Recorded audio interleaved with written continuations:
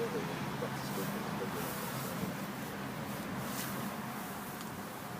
qu'on ressent qu'on manie une cérémonie commémorative?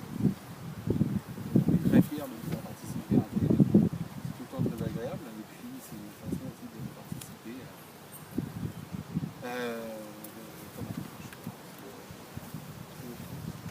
non, c'est à la vie républicaine.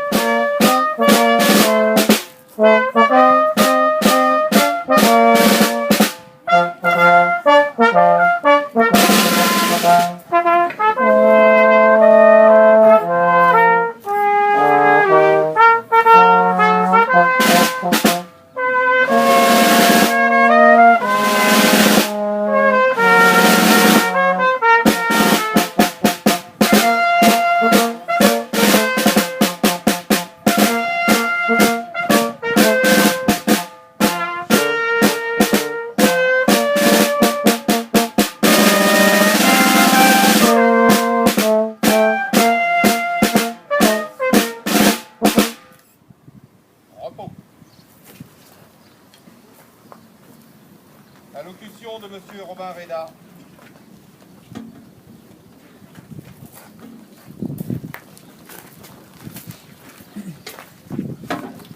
Bien, Monsieur le conseiller général, Mesdames et Messieurs les élus, Mesdames et Messieurs les représentants des associations et des corps constitués, et Mesdames et Messieurs les représentants de la communauté éducative, et en particulier mes amitiés et mon bonjour aux enfants qui sont là ce matin avec nous. Je voudrais vous dire un mot très peu formel sur ce 69e anniversaire de la victoire du 8 mai 1945. Parce que vous le savez, nous sommes dans un cycle de commémoration important pour notre pays et pour notre continent. Nous célébrons cette année le centenaire du début de la Première Guerre mondiale. L'année prochaine, nous célébrerons le 70e anniversaire de cette victoire. Et ce cycle de commémoration, il est important, il est capital.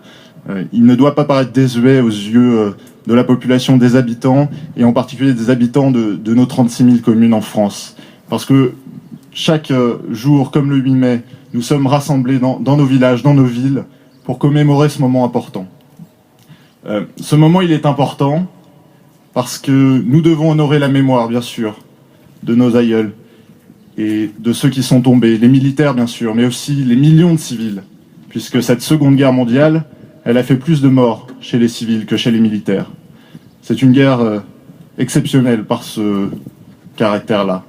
Elle a aussi été synonyme d'horreur, et nous devons nous en rappeler, comme nous l'avons fait le 27 avril dernier, lors de la commémoration de la déportation. Cette cérémonie, elle est importante aussi parce que, je crois, en ce 8 mai 2014, elle a une connotation particulière et plus que jamais un parfum d'Europe. Et alors qu'aujourd'hui, nous ne savons déjà plus où va l'Europe, où il faut tout reconstruire, tout repenser, où dans quelques jours, nous aurons à nous prononcer sur la direction que nous voulons pour cette Europe. Cette Europe ne doit jamais être un outil fourre-tout ou un bouc émissaire. L'Europe, c'est notre bien commun. C'est certainement la plus belle victoire du 8 mai 1945. Et alors que demain, 9 mai, sera la journée de l'Europe, l'anniversaire de la déclaration de Robert Schuman en 1950, nous devons nous rappeler ce que nous a apporté l'Europe. Timidement d'abord, avec le libre-échange, puis ensuite une Europe de la construction, des valeurs, de la paix, une Europe qui nous permet aujourd'hui d'être forts, une Europe qui nous permet aujourd'hui de dire plus jamais ça. Et pourtant, il y a encore des peuples en Europe qui aujourd'hui se déchirent.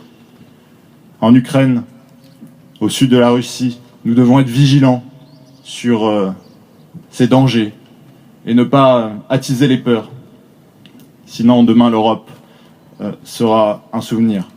Et nous devons continuer à poursuivre la construction de cette Europe, d'une Europe forte, d'une Europe des valeurs, d'une Europe des droits de l'homme, d'une Europe qui dira à tout jamais, plus jamais ça. Et je vous encourage, les enfants notamment, à porter ce message. C'est important que vous soyez là ce matin parce que c'est important que nous soyons rassemblés entre des générations.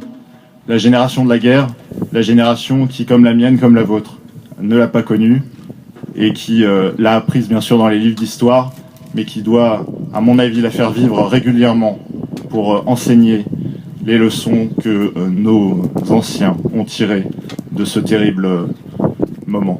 Voilà. Je vous remercie et on continue. Aux morts.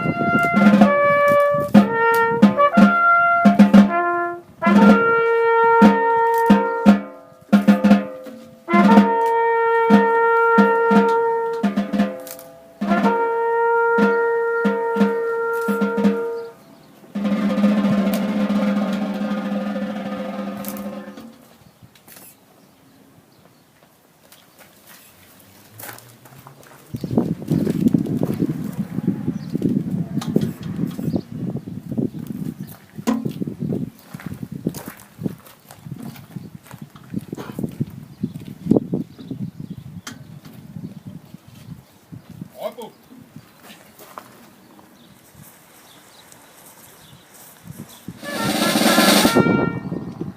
Attention pour les couleurs. Envoyez.